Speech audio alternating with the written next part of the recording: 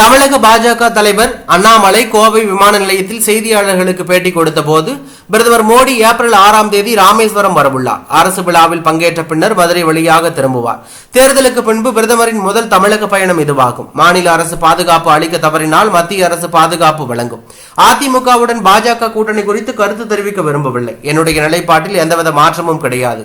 அரசியலில் தனிப்பட்ட வெறுப்பு இல்லை. எதிர்க்கட்சித் தலைவராக எடப்பாடி பழனிசாமி, உள்துறை அமைச்சர் அமித்ஷாவை சந்திக்க அனைத்து உரிமையும் உண்டு.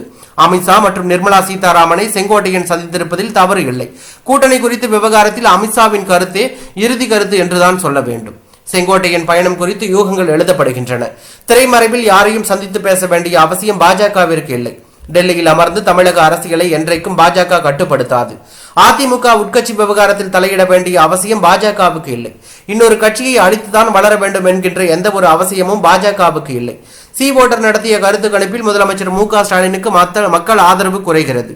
கருத்து கணிப்பில் கூட முதலமைச்சர் மு.க.ஸ்டாலின் முதன்மை பெறவில்லை. மக்கள் ஆதரவு குறைந்து வருகிறது. ஒரு மாநிலத்தில் மோசமான முதலமைச்சராக இருந்தாலும் 40 முதல் 43% ஆதரவு இருக்கும். ஆனால் இவருக்கு 25% தான்.